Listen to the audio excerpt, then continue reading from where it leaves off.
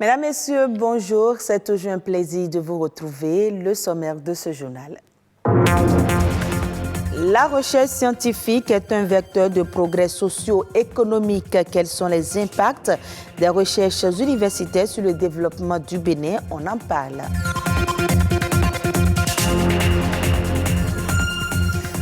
C'est un métier incontournable dans la construction. Le métier d'électricien bâtiment exige habileté et précision. Il permet de concevoir, d'installer et d'entretenir les réseaux électriques. Le conte, un véritable art qui relate des récits dans le but d'instruire ou distraire ceux qui écoutent. Même s'il est en voie de disparition, le conte occupe une place importante dans la société.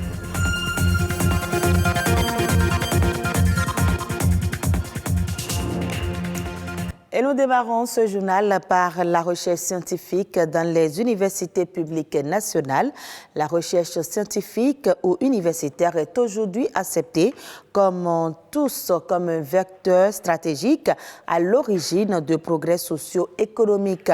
Depuis la création de l'université d'Abomey-Calavi, l'on s'interroge de plus en plus sur les impacts des recherches scientifiques universitaires de la plus vieille maison de l'étudiant béninois sur le développement du Bénin.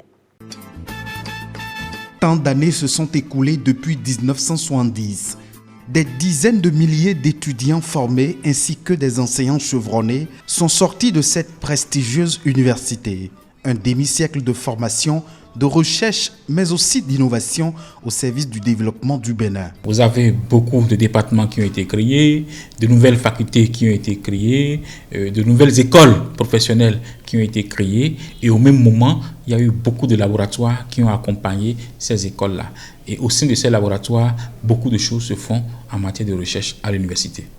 Des recherches scientifiques aux innovations technologiques, en passant par la création des laboratoires, l'université d'Abomey-Calavi a connu beaucoup d'avancées au fil des années. 50 années après, que sont devenus les fruits de ces recherches universitaires? Les résultats, c'est beaucoup de soutenance, de master, de licence et même de thèse. Parce que c'est des thèmes que vous donnez aux étudiants, vous les accompagnez et après, c'est le résultat qu'un jour, il vient exposer à la face publique et qui fait, n'est-ce pas, le fruit de ces recherches.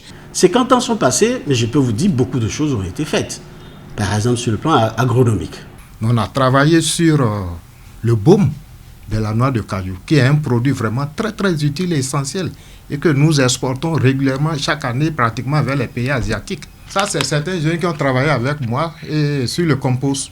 Et quand ils ont fini leur travail, ils ont dit, professeur, nous allons nous auto-employer. Ils ont créé leur entreprise aujourd'hui, ils vivent de ça. Ce compost, c'est un produit très riche et on a travaillé là-dessus pendant près de 3 ans et on a pu obtenir un bon produit de qualité. Quand vous arrivez dans le secteur santé, des gens ont eu des brevets dans le secteur qui sont appliqués, qui sont connus. Ils se sont associés avec des grandes firmes et ont produit des médicaments que nous utilisons aujourd'hui. Outre le domaine de la santé, de l'agroalimentaire, des sciences humaines, de la chimie et du génie civil, la recherche s'est enrichie d'énormes progrès, mais manque de visibilité. Le passage de l'étape de la recherche terminée au produit utilisé a besoin de beaucoup de moyens et a besoin d'être organisé, comme on organise les filières. Normalement, il devait y avoir un véritable partenariat entre le secteur privé et l'université. Puisque nous ne sommes là que pour développer des idées, développer des innovations. Prendre de nouvelles réformes incitatives qui encouragent et valorisent les recherches universitaires est donc une nécessité. Mieux, en faisant l'option de doter nos universités publiques d'un cadre institutionnel pour assister et financer les projets de recherche pourrait bien être un gage de développement soutenu et durable. Je l'annonçais dans les titres, il est chargé de l'équipement électrique des constructions. Il peut aussi être amené à participer à des installations plus complexes comme une climatisation ou un ascenseur. Vous vous en doutez bien, c'est l'électricien bâtiment. C'est un ouvrier qui intervient de la conception à l'installation et dépannage des réseaux électriques. Mais comment travaille-t-il? Une équipe de notre rédaction est allée à la rencontre de quelques électriciens exerçant au Bénin.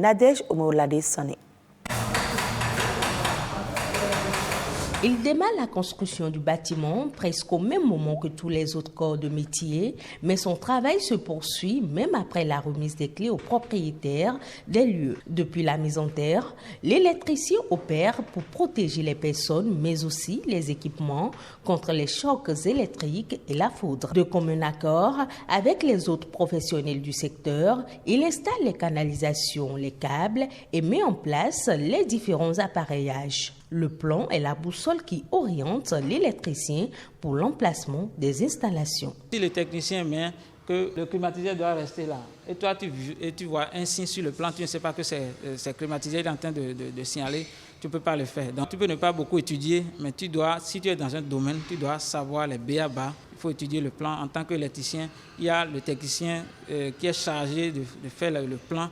Il remet à chaque corps le plan qui lui convient et c'est à lui de faire un travail là-dessus pour qu'on puisse avoir un résultat commun à la fin.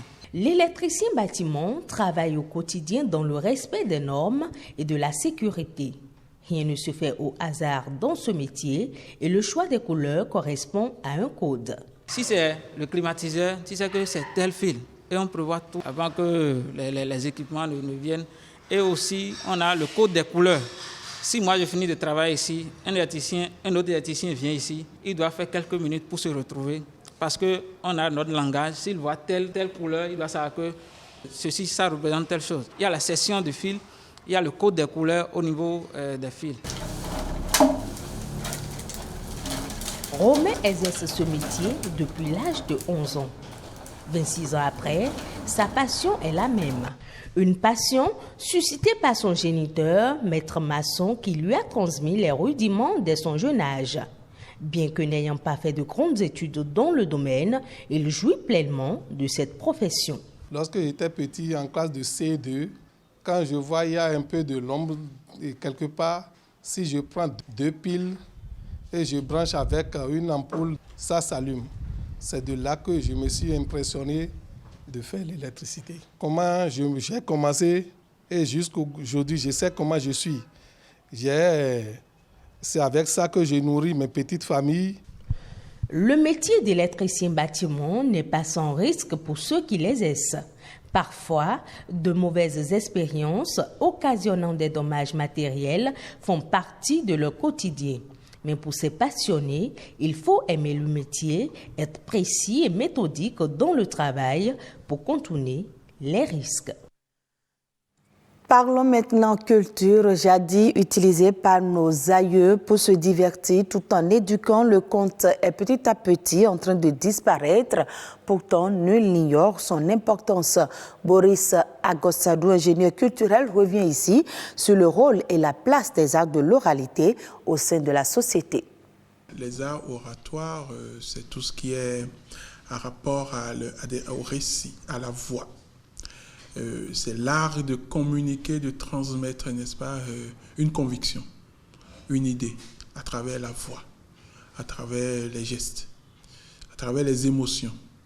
Après, la colonisation faisant son chemin, Senghor, principalement, et toute une catégorie d'écrivains ont connu l'écriture, et ceux-là étaient les pionniers de la vraie oralité, parce que c'est eux qui ont transcrit, c'est eux qui ont remis ce que les anciens disaient, voilà, c'est eux qui ont mis ça dans des bouquins.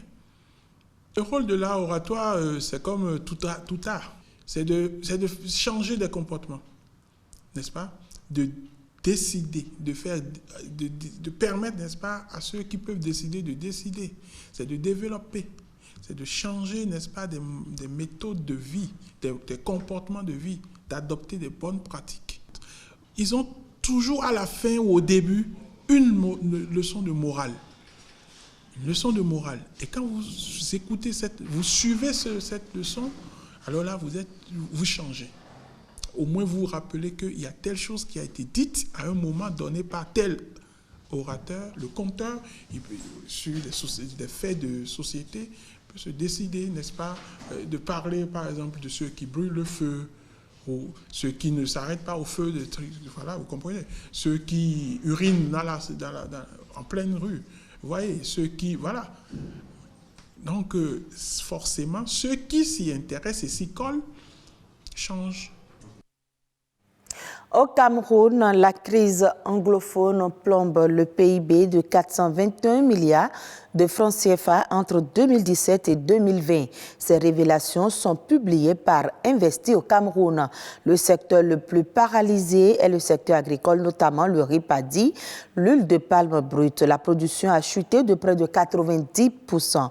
Rappelons que bien avant la crise dite anglophone, le volume des échanges entre le Cameroun et le Nigeria, qui était dopé par les importations de produits pétroliers par le Cameroun, avait déjà reculé.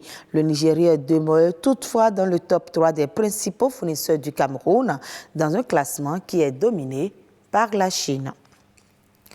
Dans le nord du Sénégal, à Saint-Louis, une grande barrière de rochers est construite pour protéger la ville contre l'érosion côtière. Mais pour de nombreux habitants, il est déjà trop tard. L'océan a déjà ravagé leur maison. Suivez ce reportage de nos confrères de France 24. C'est un projet colossal à Saint-Louis. Construire une digue de 3,6 km pour lutter contre les assauts de l'Atlantique. En Afrique de l'Ouest, l'érosion fait reculer la côte de près de 2 mètres par an, selon l'Organisation météorologique mondiale.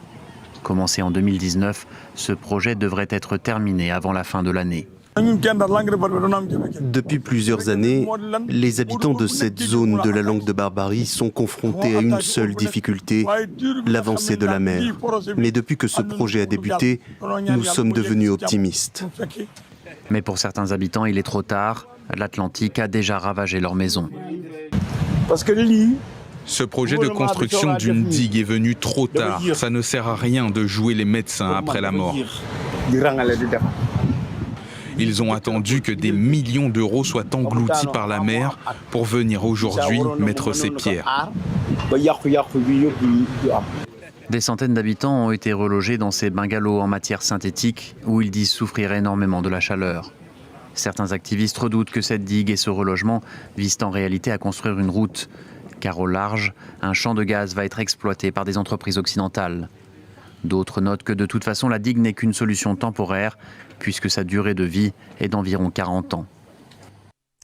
Et ce sera tout pour ce journal que vous pouvez suivre à nouveau sur le www.oactb.bj. Merci à vous de nous avoir suivis et très bonne suite des programmes de BB24.